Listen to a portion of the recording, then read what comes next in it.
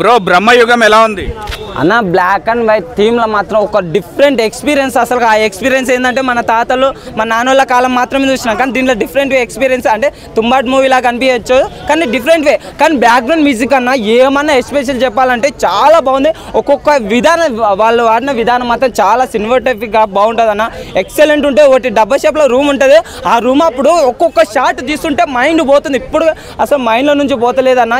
ఏమన్నా అసలు మూవీ అయితే నాకైతే చాలా బాగా అనిపించింది. హర్రర్ సీన్స్ కూడా చాలా బాగున్నాయి. అసలు కొన్ని తనలో ఆ సౌండ్ ఎఫెక్ట్కి హర్రర్ సీన్కి ఉచ్చపడే సీన్లు అనిపిస్తుంది.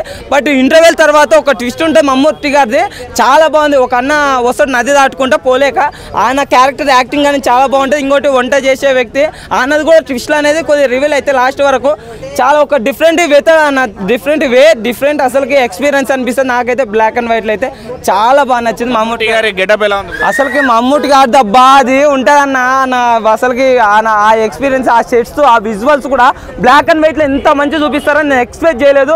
డిఫరెంట్ ఎక్స్పీరియన్స్ అన్న. దయ్యం ఉంటుందా ఏముంటుంది బ్రో అసలు ఇందులో? మనం రివీల్ చేయకూడదు, బట్ అది ఉంది. ఒక వరాహి దేవి వచ్చి వరం ఇస్తుంది అన్నమాట, ఆ బాక్స్లో బంధిస్తే హింసలు పెట్టడం వల్ల ఆమె అధికారం గురించి అనేది ఉంటుంది. అది కొద్దిగా ఏదైనా చెప్పినా కానీ స్పాయిలర్ అవుతుంది, బట్ హర్రర్గా మాత్రం మంచి విజువల్స్తో అయితే మనకు black and white different experience అయితే ఉంది. టుంబాడ్ అన్నారు కదా ఇందాక, మరి ఆ రేంజ్ థ్రిల్లింగ్ ఫీలింగ్ కలుగుతుందా?